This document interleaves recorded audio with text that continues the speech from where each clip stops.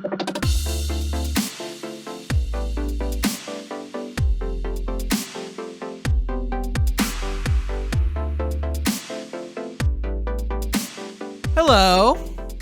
Hi. Welcome to Heartslayers. You are here today with Derrick Acosta and Meg Turner. we are the Heartslayers. Today we're going to be taking calls, answering emails, solving all your relationship problems. If you have an issue with a brother, sister, mother, father, girlfriend, boyfriend, coworker, best friend, new friend, or stranger on the street, you can send your concern, your situation to us, and we will sort through all the crap and help you steer your way to victory and the sweet life. Yeah. Yeah? Anything else to add to that? I think we're ready. Well, if Meg thinks we're ready, then let's get it started. All right, everybody, we're here on the phone with Stevie B. Stevie B, you're here with the Heartslayers, Derrick and Meg. What's happening? Hello. I called in quite some time ago about an issue where a guy in my friends group that I'd recently met was giving me lots of hot signals, and I didn't know what to do, how to interpret them. That's right. All that kind What of did we? stuff. What was the advice we gave you back then? I can't remember off the top of my head. Oh, that's all right. I'm sure it was great. I'm sure it was great, but things came to a head where I had to address my feelings and what was going on. And the guy didn't feel the same way. Was surprised. Said he was surprised when I told him, like he had no idea, even though people in the rest of the people in the friends group would probably be like, it's fucking obvious. Pardon my French. So he was flirting with you and kind of, if I remember, like being very touchy. Yeah. Yes. And then he was surprised that you had a little crush on him? Yeah, which to be fair, and I said to him, to be fair, I probably would have anyway, but he didn't make it really any easier for me. Right. Okay. Because I felt like I was in with a chance. Because I was like, oh, what's this? That is kind of, it's weird because that's kind of the way he is with people. Again, he's like, in a group setting, he's like that, but then when you're just with him on his own, he's not like that. It's very, like, odd, but that's just him, you know? Hot and cold. Not even just hot and cold. It's just like he like switches. It's just like, as soon as like he's in a group setting with all of his friends, he's just like all just tactile with everyone. But there's like degrees of it. Obviously, like touching your knee in a hot tub is kind of a different level.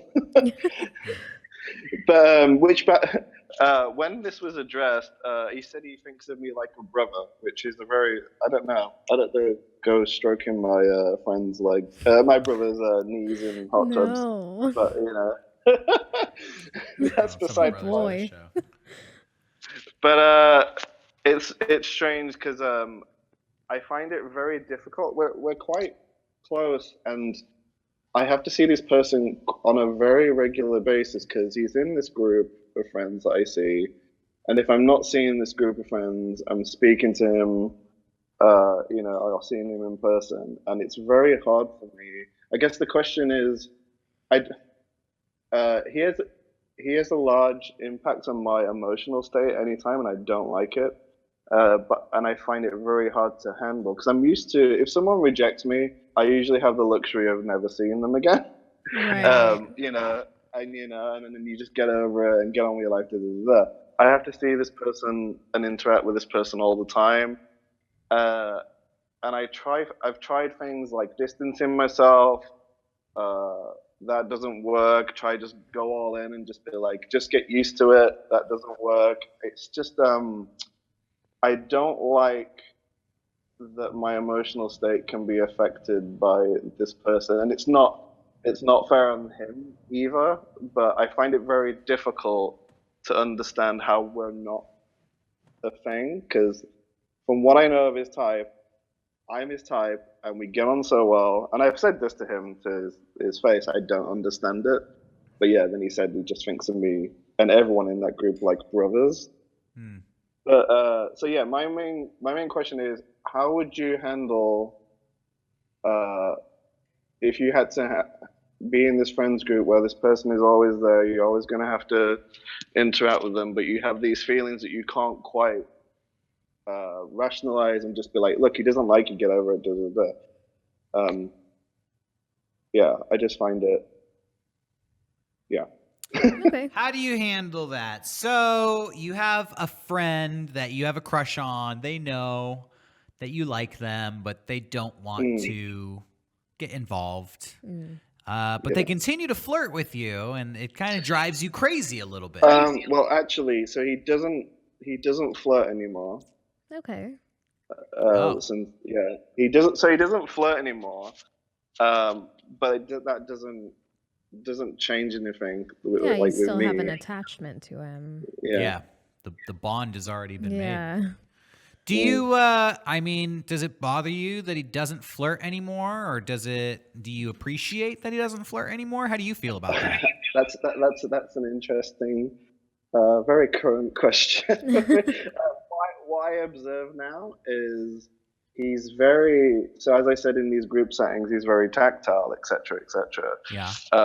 And I do notice he's not with me, and it does bother me sometimes. But this, like, I start to think, just like, oh, what's the problem with me? But then when I like take a step back, I'm like, hey, I did tell him these signals were like bad, so I get it. It does bother me sometimes. I'm like, I wish I kind of hadn't said anything in a way, but because Yeah. either way, I'd just be as messed up as I am. So it's like, at least I would have some intimacy. But that sounds really pathetic. But you know what I mean. So yeah, and like, cause like this Saturday, I was aware of it, and I'd been drinking a bit much, and I just became really withdrawn and like didn't say much, and he thought that he'd said something to like offend me, and I just went, nah, I'm just drank too much. But yeah, it's like that's the kind of emotional state I'm always in, and I feel like I'm in high school, and I'm a bit too old to be like this. But I guess I've not really had like a group of gay friends really in my life. It's always like been straight people I've hung out with and stuff. So this is kind of like a new experience for me of having someone in my friends group that's like, yeah. Well, I guess in that sense, it is positive that Yeah. you have this group of friends finally after so long. Mm-hmm. Meg, have you ever been in a situation where you had a group of friends and you had feelings for one of them and they didn't reciprocate? Yeah, definitely. I think everybody's kind of been through that, and it takes like a lot of work to get over that. Yeah. And I definitely think like obviously seeing other people like helps you kind of break that connection. Yeah, but he's in No, this yeah. friend group. Even No, if he of sees other course. people, he's gonna see this guy all No, the time. I know, but I also do think like replacing feelings for him with feelings for another person Yeah, totally. definitely is kind of the solution. But I know that that's also difficult when you're so hung up on somebody. You know, I was in a friends group years ago, and there was this girl who was the pretty girl in the group. She was the most beautiful girl, and she was also very, very flirty. And I was young, and it blew my mind how flirty she was. Kind of what Steve is describing. She was kind of that way with everybody. Right. She loved to flirt. She was a flirt. And I kind of developed a crush on her. Yeah. And we actually became very close, but it was just in a friendship. And, she became more and more flirty. But I could also tell that, as she sensed that I was starting to develop a crush on her, she would pull back a little bit and she would act all weird, kind of what Steve's describing of like, look, she even said to me, like, I think of you as a brother. And it's like, well, I mean, It's a little insulting. you're really flirty, for a brother. Yeah, right. I'm not going to go into how she flirted, but it was more than, a sibling relationship. Yeah. But what happened as years went on, we remained friends for a while, and then eventually I got a girlfriend, and she got really jealous. She got really jealous, and I told her, I was like, you don't have the You don't have the right, to yeah. be jealous. And you know what she told me? She's like, I know I don't have the right, but I still am. Like I always feel like being in a relationship makes you more attractive. Yeah.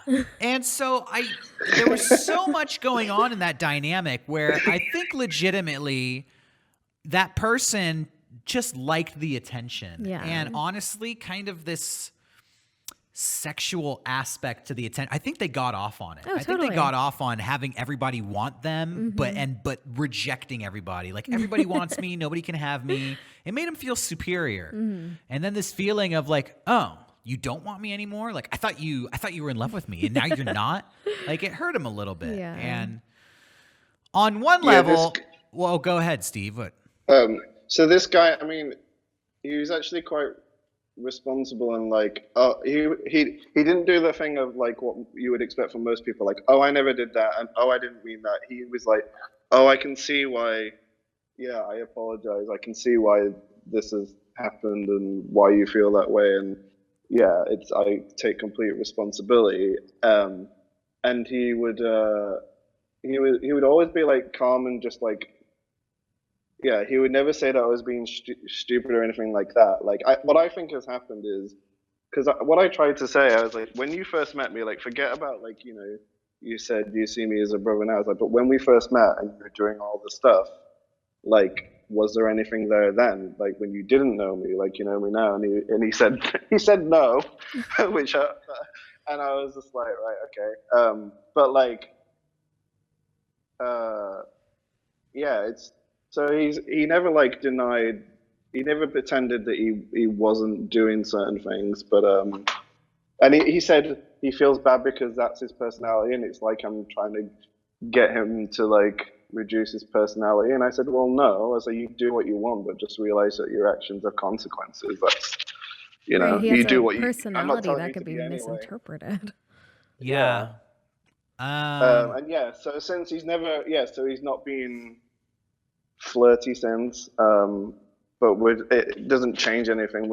Instead, we're just close. I think he regrets, because we're close, he regrets the things that he's done. But yeah, it's a very, I just feel like it's been going on for so long and I should be over it now, but I'm not. And it's again, because nothing else is going on, love life wise. I think Meg hit the nail on the head that I need to be like seeing other people, and that would like help. But sadly, that's not really happening at the moment. Seeing other people would definitely change the dynamic. I think that on some level, your friend really did like the attention. Yeah. And obviously was flirting with you because it was something that they liked to do and enjoyed doing, and probably liked the response that it got out of you. It was fun for them. I think that when you know, kind of let them know, like, it's causing, you know, some emotions to bubble up, it stopped being fun for them. Yeah. And so they don't want to. And to their credit, I mean, this guy must care about you enough to not want to mess with your emotions to where he said, okay, I'm not going to flirt with you anymore because I don't want to string you along. Exactly. But now it's like, you kind of, now you don't know how you feel. Maybe you miss the flirting a little bit. Maybe you wish it could have gone another way. What I would suggest, here's my advice to you. I think this is the best thing you can do. I think you just need to recognize the situation and just accept that there's probably not going to be a relationship with this guy. And the only small sliver of hope you have of maybe of a relationship happening in this stupid, weird way, it's going to be when you no longer want the relationship. Yeah. When you're no longer so emotionally involved with all the little nuanced flirting, and he can see that, oh, I could flirt with Steve now, and it's not going to bother him. There was some confusion in the past, but I think it's going to be okay. If you could return to that point, then maybe you could start to nurture it from there. I've had experiences where like I'll be interested in someone and the second I show any sort of disinterest, they're like, wait, like what about me? Because people in romance, they like the chase. Yeah. They like someone who plays hard to get. they want to work for it, and they really don't want to date the person who's just there and available and ready. easy to get, because then they kind of question like, well, is this person, just Waiting for me? waiting for me? Is this person really a prize? Is this person really a catch? And so you have to make yourself a catch. Yeah. So I guess my advice to you is to just accept that this guy is a flirt, and that's the way he is. Mm-hmm. And don't be mad at him for being a flirt. That's just the way he is, Once you accept that, like, he's a flirt. He's not doing anything personally to me because he's malicious or messed up. He just likes to flirt with people. Maybe you can actually start to appreciate, like, all right, I don't know this person's name, but, we'll He's call called. Oh. A weird name. So you think to yourself, if you can get into the mindset of, oh, this fucking guy, what a fucking flirt. Look at him flirting around. I know he doesn't want anything. And you can laugh it off and kind of have fun with him again and enjoy the flirtiness, but not let it. Don't let it ruin like the mood. Yeah. Don't get sucked into it, but just try to appreciate and have fun with it. Mm-hmm. If you could get back to that fun space, maybe there's a small chance that funness in your relationship could bubble over into something more. Mm-hmm. But I think if you go in expecting that to happen or waiting for that to happen, that's actually going to be counterproductive. Right. You might just end up smothering him. So you need to draw him to you, if that makes sense. Yeah, I need to get myself a man. It's basically that. What I was gonna say is, so yeah, the him flirting with me isn't a problem because he's not doing it. The main issue with me is finding it hard to, when you hear about him seeing this guy or getting dick or that, like, just like an off comment from him to another friend just like sends me into like a really bad mood. Yeah. And it's like, I hate that, and it's really pathetic. And as much as I try, I'll be like fine, and then all of a sudden I'm like surprised, like, oh, it's happened again. Like, totally. Why is this bothering me? Yeah, it's like, but I don't like that someone has that effect on my emotional state. I think on some small level, you probably have that same effect on. The only difference is you're not, and I hate to say it, you're not getting dick and then talking about it with all your friends and making him jealous. Yeah. But if you were sharing those stories with your friend group, he might think to himself, like, wait a second. What? I remember when Steve was all into me. Like, now he's not? What the fuck? So. It's so funny because when I told other friends about, as this saga was happening in the flirt, and everyone's just like, oh, ditch this friend, they're trash, and all this sort of stuff. And it's like, well, I can't really do that. Oh, I don't think you should not be friends. No, the only thing, it makes it, I sometimes, like, every time my friends group is doing something, my decision, I like sometimes like think about avoiding the group because of this person and that sort of stuff. Like, at the moment, they want us all to go on holiday somewhere in Europe in the summer for 5 days, and all I can think about is like, am I going to be a fucking pain in the ass and a wreck if I go with these people for 5 days? Do you know what I mean? And it's like, that's what I hate, is that it affects my decisions to hang out with people because I'm worried that I'm going to be a dickhead. Yeah, I mean, I've totally been there too. Like, having, it's kind of like being lovesick. You have a crush on somebody so much, it just messes you up and it puts you in a weird spot. Mm-hmm. I think that the best thing you can do is a little bit of self-reflection and really be honest with yourself and make your own boundaries in your mind that are based on whatever honest truth you find about the situation. And it might be, I am fucking in love with this dude, but he is not going to be with me, and that's just the way it's going to have to be. Yeah.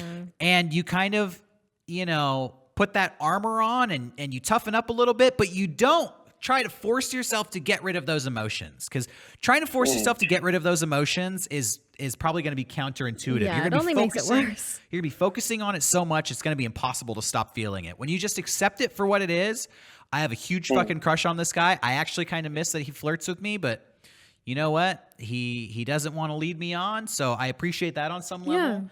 and you can actually start to appreciate him a little bit. Mhm. I think that the flirtiness will come back. You just have to remember that the negativity about this situation is not going to lead to anything good. Right. If you start to resent him, that's only going to push him away further. It's only going to make the situation with the friends group worse, and you definitely don't want that to happen. And that's going to be part of the reflection process too, and being honest with yourself. Like, I love this group of friends. I'm crazy about this guy. I actually have a huge crush on him, and that's just the way it's going to have to be. Yeah. And on some small level, that's kind of like a romance movie. Yeah, It's a it little really bit, is. it's a little bit guess romantic. But getting into that mind space is going to put you in a better place where you're not all pent up with this negative emotion. You'll be more attractive to him, definitely, and to other guys. And Yeah. I really think if if you start having random hookups, maybe he'll even think like, hey, Steve's not into me anymore. I can go back to flirting with him. Maybe I'll Yeah. even hook up with Steve. Oh my god. And I also do think, like, as you kind of address these feelings that you're having and Yeah. kind of just accept it, if you do start seeing other people, you won't even realize that, like, those feelings are fading away and being like replaced. Yeah, people always just want to keep it casual. And the minute it gets too serious, it's like hitting the off switch. Yeah. So just try to keep it casual. I guess one short question on top of that. Okay. So he did tell me that he hasn't said anything about our situation to anyone in the friends group, which is like, I guess is a good thing. Or do you think that the rest of the group should know so that they know why I'm a nutcase? Or do you think it's best just to keep it the way it is when they don't know and just deal with it yourself? Because otherwise they might start going, "Oh, Steven coming. Is that going to be a big, a big deal?" I don't think they need to know. Yeah. But if you did share it with the group, I have to beg you to keep it light and keep it casual. And be like, hey guys, I want to let you all know I'm in love with he's never going to be with me. That's all right. But if I'm over there drinking, it's because he's not flirting with me enough. Joke about it. Yeah. You can be honest with your humor, and that's a way to let people know about serious stuff, but it doesn't make them feel like, oh, is this going to be a problem? Uncomfortable. Is this going to be heavy? No, if you can laugh about the situation, you're going to make it a lighter situation, and I think that that's going to be the best way to improve it. Right. Cool. But you don't have to tell them because it's not gonna. I don't think it's a big deal. It's not gonna. Yeah, it's not gonna fix anything to tell them. But it's been long enough now that it's gone on long enough without them knowing that. If you want to talk about it, just try to laugh about it. Mm-hmm. I guess that's how I deal with most shit. So yeah. But okay, cool. Yeah, it was good to get this out and discuss it. Get some advice. I appreciate it. Yeah, Definitely. We appreciate the call. Thanks for sharing. All right, everybody, we're back here on the phone with Goss Roth. Goss, you were talking to Derrick and Meg, the Heartslayers. What's up? Yeah, so I have like a crazy situation going. I'm sure I haven't listened to every Heartslayers yet, so I'm sure that maybe you've dealt with someone like me, but I don't know for sure. So what I was going to say is, so I'm 28 years old and I'm still a virgin. I've never been in a relationship before. Okay.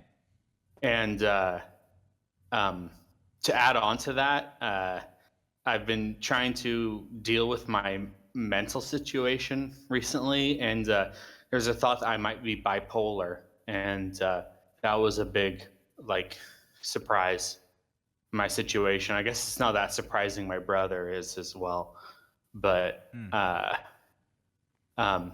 so what I'm saying is I'm like kind of crazy, and the meds that I'm on now, like they add to that. I'm kind of like a crazy person, but I just wanted to hear from you what you think as a person who is in their late 20s and who has never been in a relationship.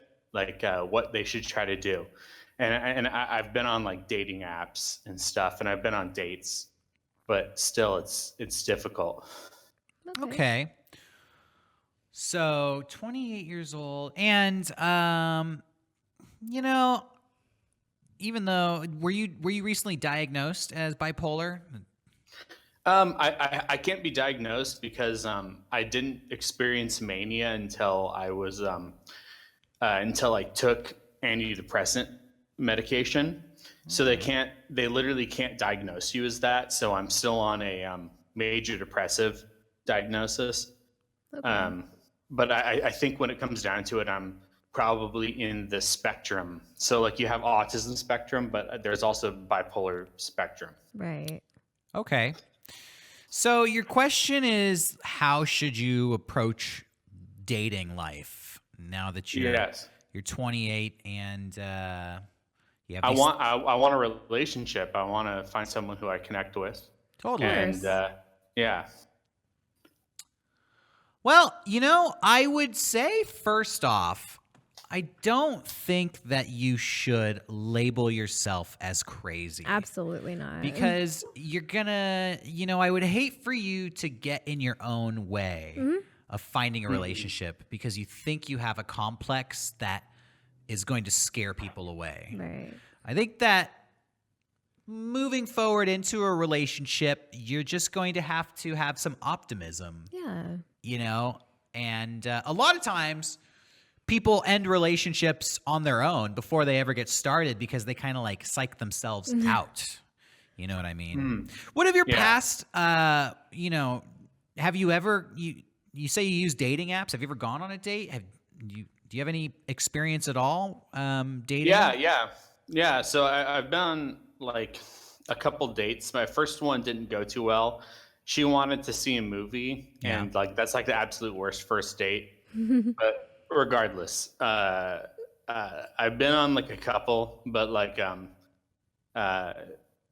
anytime doing it, it's like a learning experience. And like I'm not like I don't come out to the date and be like, "Hey, I'm a virgin and I'm crazy. I'm bipolar." I don't tell them that. Good. Smart. I go on a date and I try to be myself. Yeah. Yeah. How did the movie date go?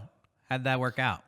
Oh my God, it was crazy. It didn't help that she was at the time I just gotten on an antipsychotic, and that was used for my to regulate my mood. Okay. It's called a mood. They use it for mood stabilization. Yeah. But at the time I was like 100% manic. Not like bipolar 1 manic, but I was like bipolar 2 manic. So that means that it felt like I was on like meth or something. Yeah, kind of all over the place. Yeah, all over the place and just so positive, and like I didn't give a fuck, like anything. Yeah. Can I curse? Yeah, of course. Curse away, yeah. Okay. So I went on this date with this girl who was she was from Thailand. Yeah. Oh man. And her English wasn't like, her English was good, but it was like a barrier. Okay. And so we met up, and it was just, and the first thing she told me is like, "Oh, I'm going back to Thailand in a couple months." And I was literally like, the first thing I'm thinking is, wait, why am I here?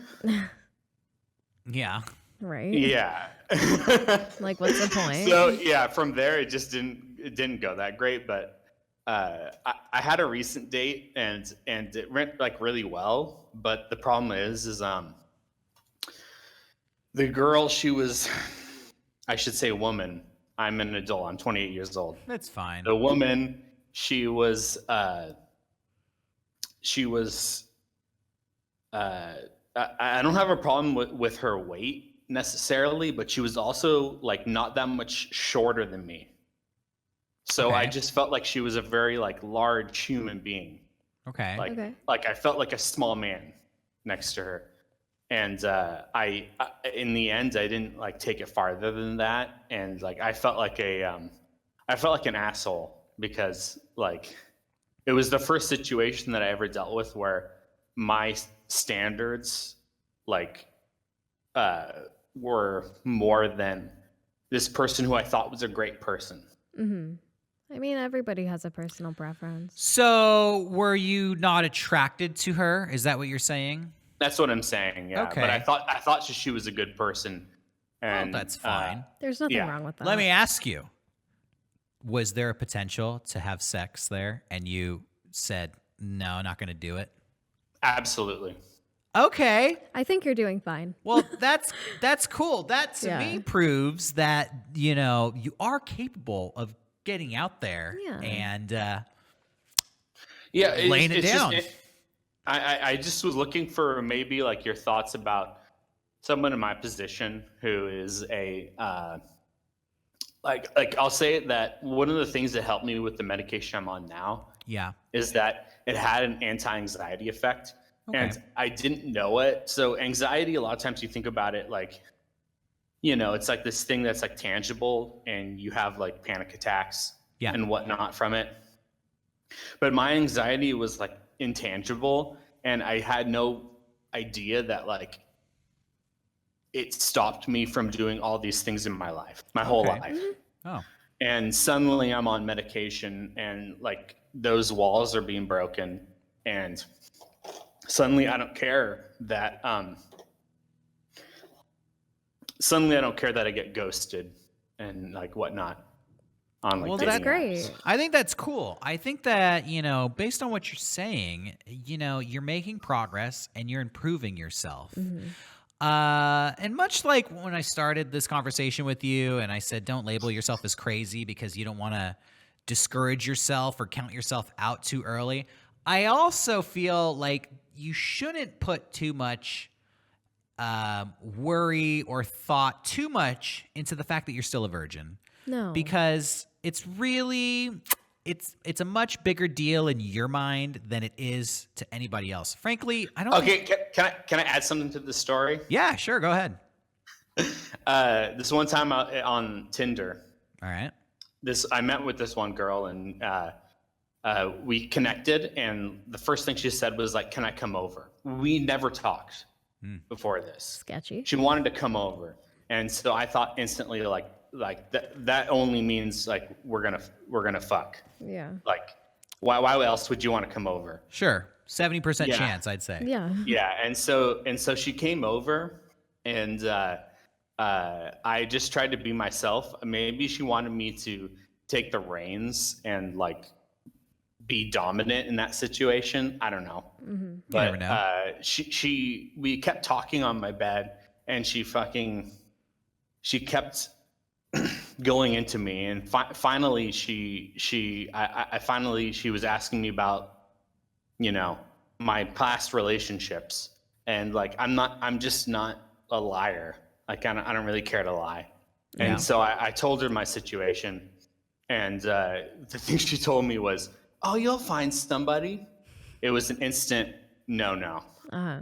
I think she was like 20 and I'm 28. So I think maybe there's like a age sort of situation going on.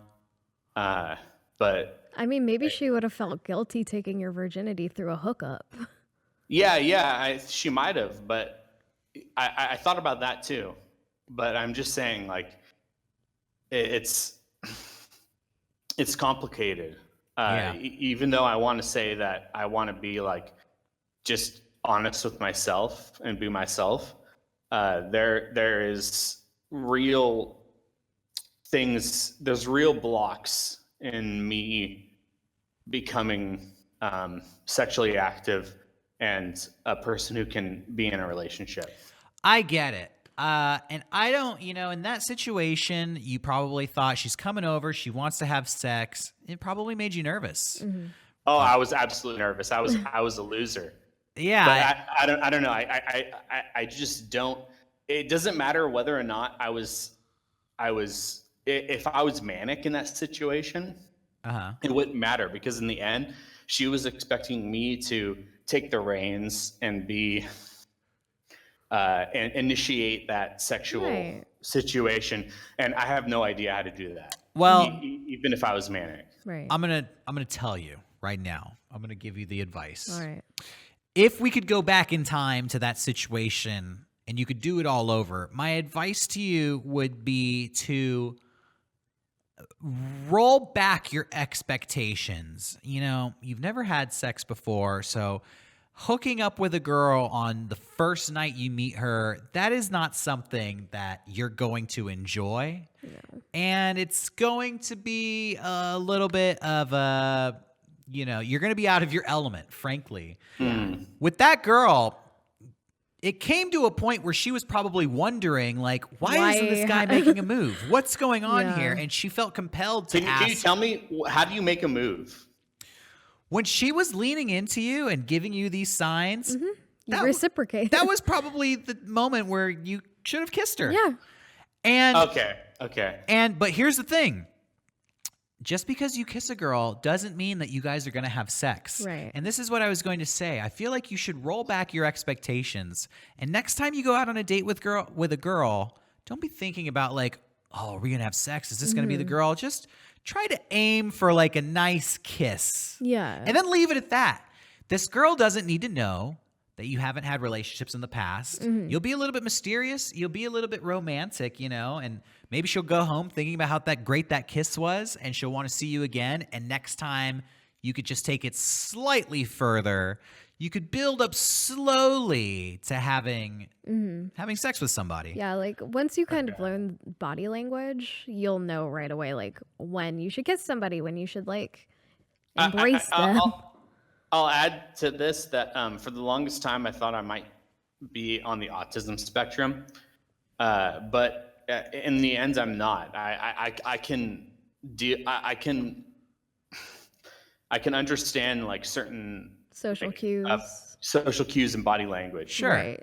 But no, it just takes experience to learn them, really. You're going to get to a point someday where all of this is going to be behind you. Right. And when you get to that point, you're going to feel so much more relaxed because you're just going to understand like, wow, it was bigger in my head than it needed to be. And I can understand absolutely, right now you're before that point. And so it's like, how's it going to happen? So I could see why it's, you know, it could psych you out a little bit. That's why I'm saying like, I wouldn't aim to lose your virginity and make that your ultimate goal. No, I mean, no, that's not my ultimate goal. My ultimate goal is to have a relationship. Right. Well, that's great. It's just that's a part of having a relationship is like I don't want the fact that I'm a virgin to hold me back from someone who I really like.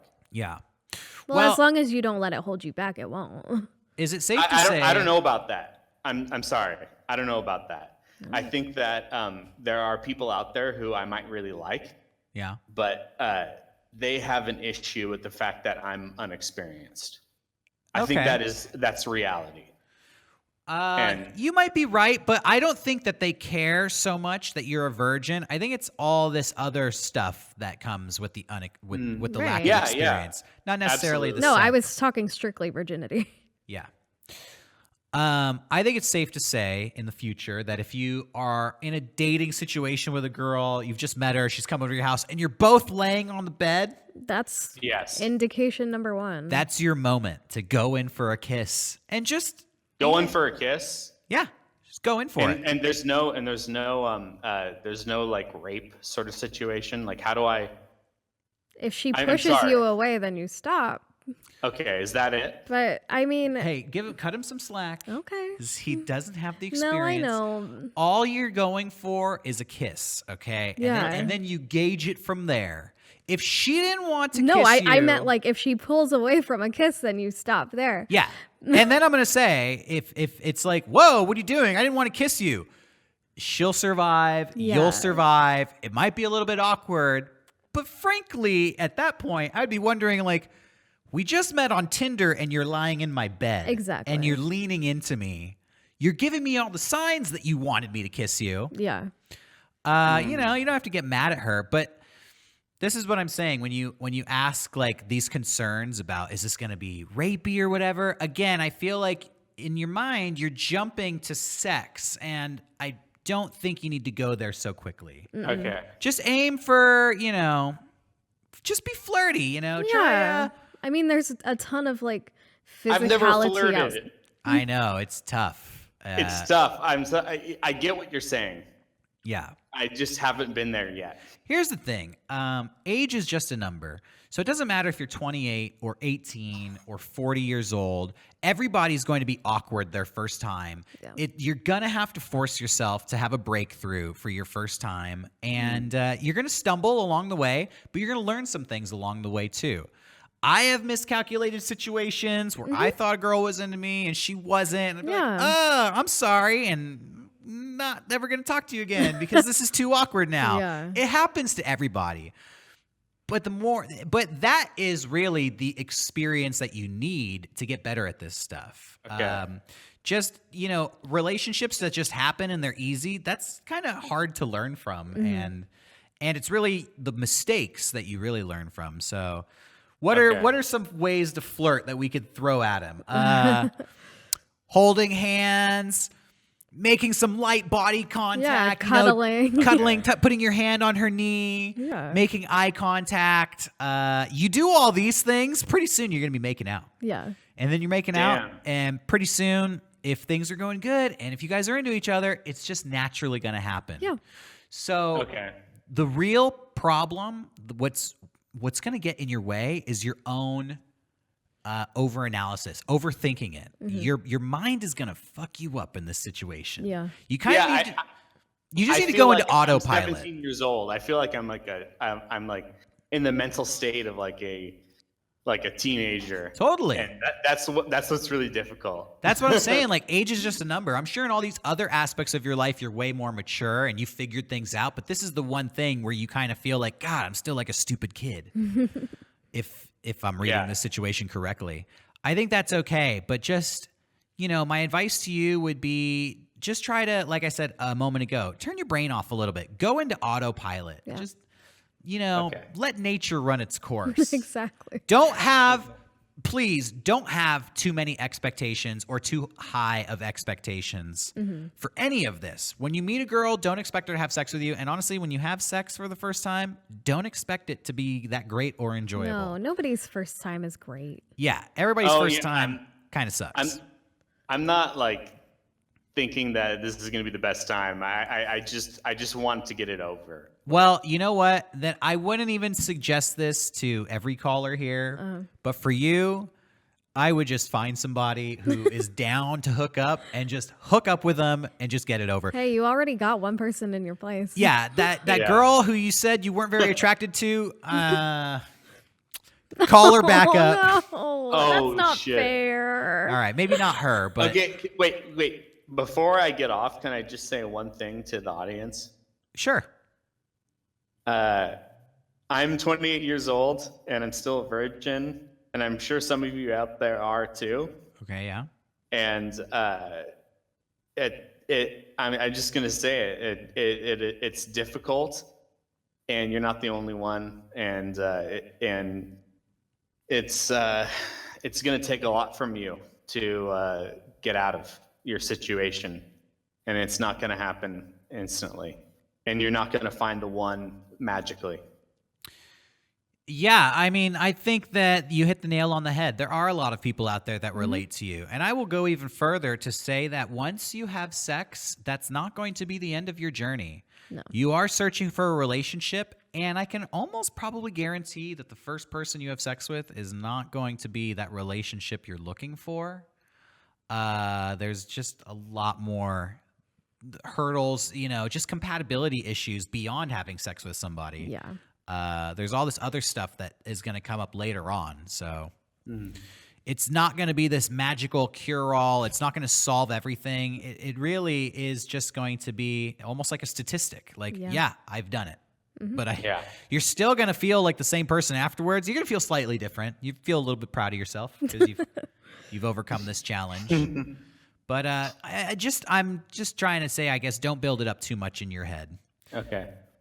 And I think you'll be all right. Go out on more dates and be a little bit more open to these girls. That girl who was going to go back to Thailand, just be like, wow, that's cool. You're going back to Thailand? You're here now? Like, just be positive about it. Be overwhelmingly positive and accepting of all these situations. Girls really find that attractive. Yeah, of course. Okay. And they're going to be all over you. And here's another thing. Just because you go on a date with somebody, just because you make out with them, even if you guys have sex, it doesn't mean you have to have a relationship. No. Okay? You can just enjoy somebody's company and not invest too much emotionally in it. No, there's at totally first. like a difference between having sex and having an emotional connection. Yeah, there's a big difference. Okay. So, Okay. Thank you, guys. I feel like this is where we end it. I just want to say I love Mega 64, and I've been listening to the podcast for like the last like half a decade, and I hope to come to the next game days. all right. Thanks for your call, Gosroth. Good luck. Yeah. Thank you. See ya. All right, everybody. We're going to answer an email now. If you have a question for us, but you can't call us on the phone or on Discord, you can email us at heartslayers@mega64.com. This one comes from somebody who goes by the letter C, and it reads, "Hey there, Heartslayers. I have a question about a minor uncomfortable circumstance that has happened in a few of my relationships, including my current one.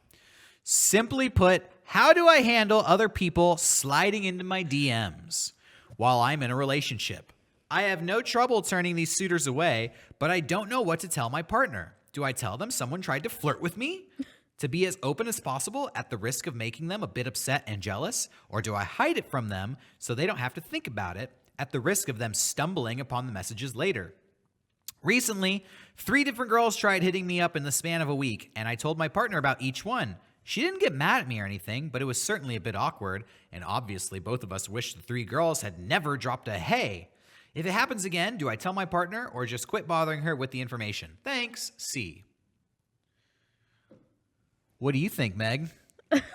I don't think you should tell her. Wow, so you vote for be dishonest. No, it's not No, even I'm being just kidding. dishonest. I totally agree. I just think it's like totally unnecessary because it's not like you're flirting back.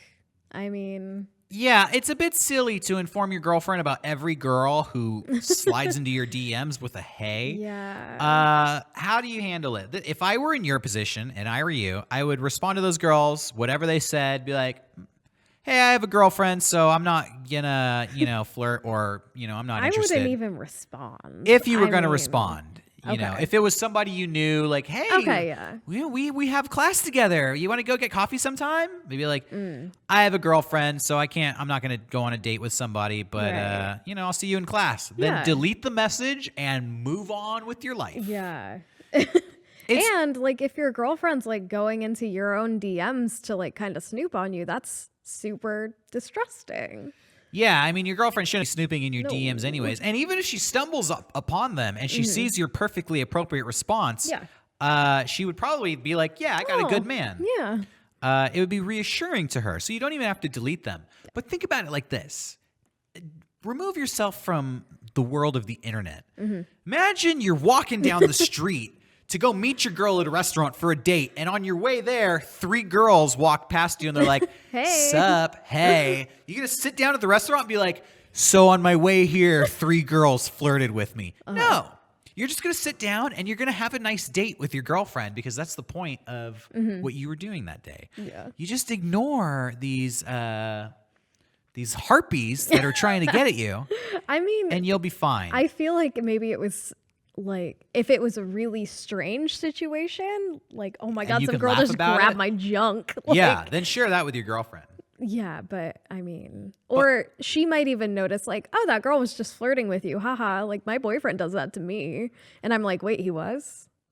Okay, cool. Yeah. Whatever. But I think if you continually bring it up, it's going to make you look bad. Your girlfriend's Yeah. going to think like, why does he think about this? Why is he always talking about these other girls that like him? And it might make her feel a little insecure. Yeah, I feel like the thing you should do is just ignore it. If you're really not interested in these other girls, just don't pay attention to them. No big deal. And then problem solved. Yeah, no big deal. Yeah. So that's our advice to you, C. We thank you for the call. I mean the email. Same thing. Same thing. Good luck. All right, everybody, we're going to take another email. This one comes from a viewer who goes by the letter F, and it reads, "Hey, Heartslayers. I think I'm very unaware and gullible as a person who, for the most part, is good-natured and won't turn someone away if they decide to socialize with me. Lately, though, I've had the realization that I don't have a great filter for toxic people. My previous 2 relationships, both 1 year, were both with people who ultimately were revealed to be toxic. One of my relationships, the first one, even became abusive. I often will begin friendships with people who I know nothing about prior to our socializing, and then much later I find out that they had horribly wronged a lot of people and have burned a lot of bridges. I tend to find out way too late, and I'm in too deep and can't simply do a 180 without there being some fallout. Sometimes I feel like the reason why they gravitate to me specifically is because I'm like a fresh slate to them, and that feels like my demeanor is being taken advantage of. I've tried to change people before and I know better, and I won't try it again. I don't mean to sound selfish, but sometimes you have to be selfish to save your emotional health. What are your thoughts on reading people who might be a negative influence in life? Any specific red flags that I should look out for? Red flags regarding both friendships and relationships? Thanks, F. Okay, so this person has had a couple of relationships. He feels like he's not a good gauge of character because these were quote-unquote toxic people. Right. Who burned a lot of bridges, didn't have a lot of other friendships, or had failed in socializing with other people. But when he realized that, he felt like he was in too deep. He couldn't simply walk away. What are our takes on that, and what are red flags to look for? Man, I mean, I feel like everybody definitely has had toxic friendships and relationships. Yeah. And it's one of those things where you can't really gauge it right off the bat, especially when it's a new person that you're meeting.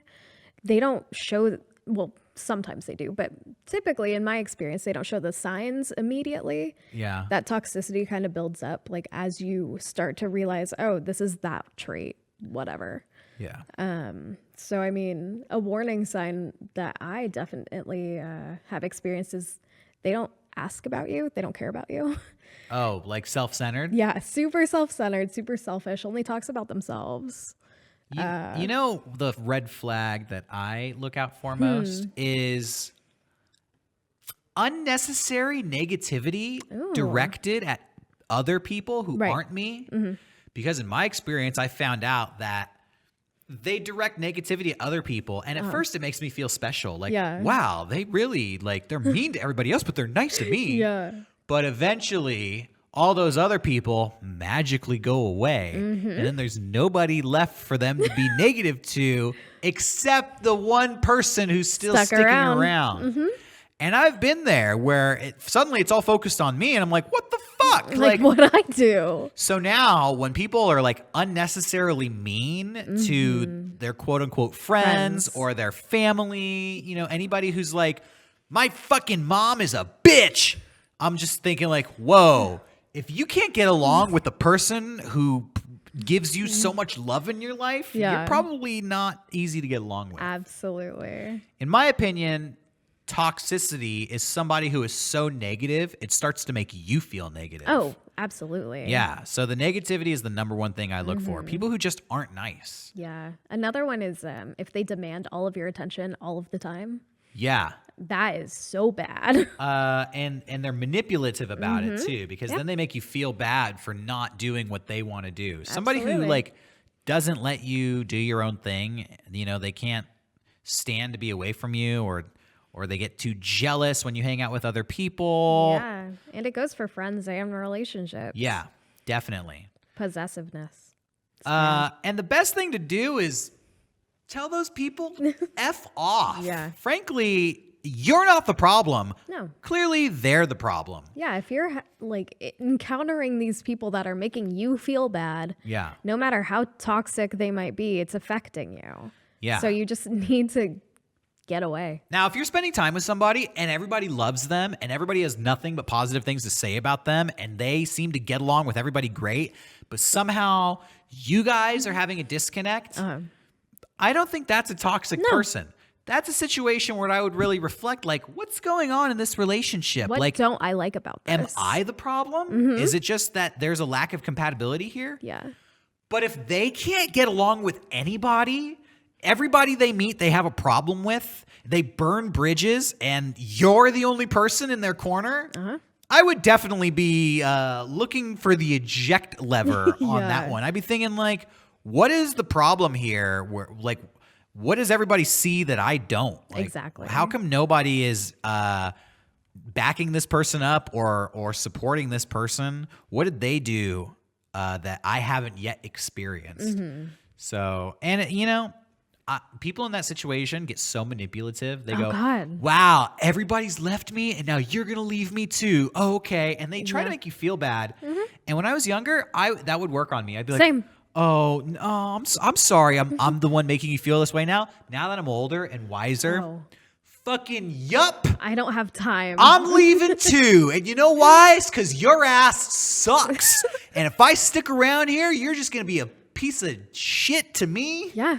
And nothing's going to get better here. Yeah, and they're always going to find another group of friends to manipulate, and the cycle restarts. And frankly, every person like that who I have kicked out of my life, I try to keep in contact with. Do you? When I have a close relationship with somebody and it falls apart, even if I knew a toxic person, I don't totally alienate them, but I set a boundary and I say, like, you're not going to be that special person in my life anymore. Yeah. If you're my best friend, you're not my best friend anymore. I'm not going to forget all the good times we had. And I still care about these people and I still wish them the best.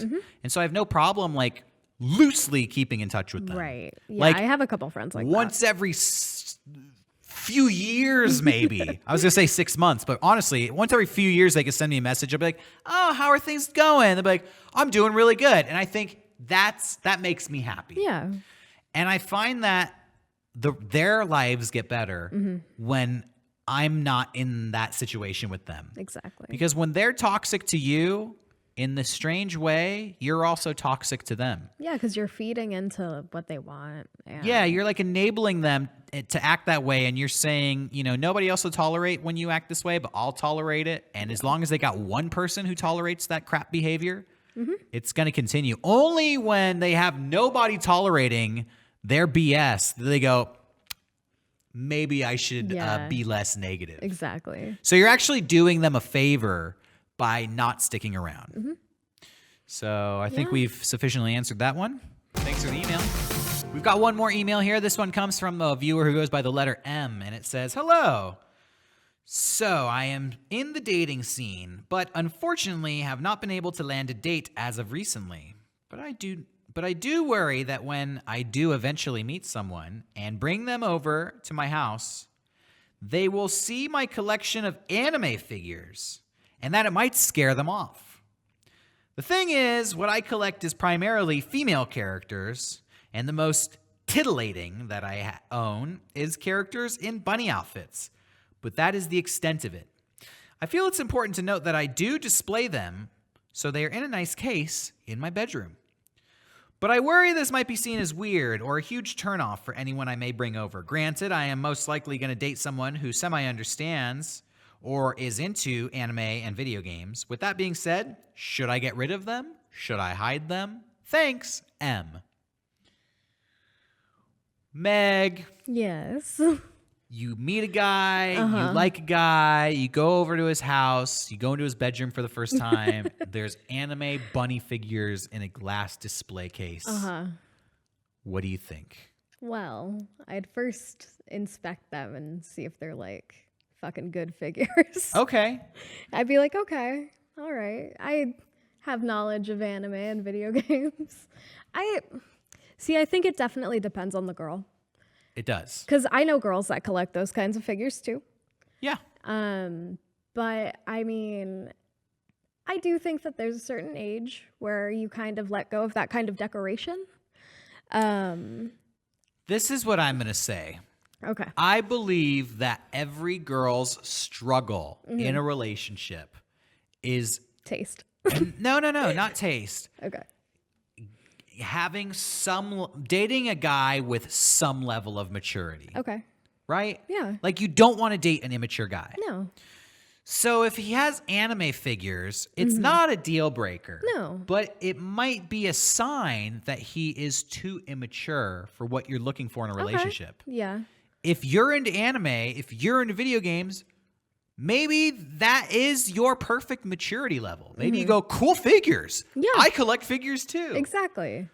But if you're, not into that stuff and you go over and you're like, what the fuck? Like, this dude has bunny figures here? Yeah. Like, is this a porn thing? It might be a red flag to that girl. Right. And I do, like, to kind of dial it back to, like, age and maturity, I think, like, your age kind of depends on that. Like, if you're in your 20s, like, 30s, like, all right, whatever. But if you're like 50, it's like, whoa, what? It's like that scene in the 40-year-old version where she's like, you got to get all these toys out of here. Yeah. You're 40 years old. Yeah. So I don't think you should hide them, because if they discovered, like, what are all these hidden bunny figures? I don't think you should hide them. What I actually think you should do, move them out of your bedroom into the living room. Living room. That's a perfectly appropriate place for them. Yeah, I would. Here's what you need to do. You need to make your bedroom like a place that is inviting. Make your bedroom a little bit more mature. Yeah. Like hit them with the toy collection up front. And then she's like, oh, she's thinking like, maybe you're too immature. He's like, wait till you see my bedroom. This out. And then it's like, wow, this is like 50 Shades of Grey in here. No, I'm just kidding. But I'm just joking. But I think that, maybe if a girl feels awkward hooking up under the view of all of these anime figures, let her have a little sanctuary where she could get away from the figures, where she could forget about them for a moment. And I think the same also goes for like anime posters. Like, check out this DBZ poster on my bedroom wall. Like, DBZ poster is cool in the living room, not cool in the bedroom. Not cool in the bedroom. Yeah, I agree. I think the bedroom should be where you start to really mature your vibe, and then keep your childish, and I say childish in a good way, like your childhood memories and the things that you feel keep you young and make you happy, keep that in the living room. Yeah. Share that with everybody who comes over. There's nothing wrong with it at all. I don't think it's like a shameful thing whatsoever. People have their video games set up in the living room. They've got all their funny posters. And I think it's a much more appropriate place to display things, because you have people coming over, like, whether or not it's somebody that you're taking back to the bedroom. Yeah.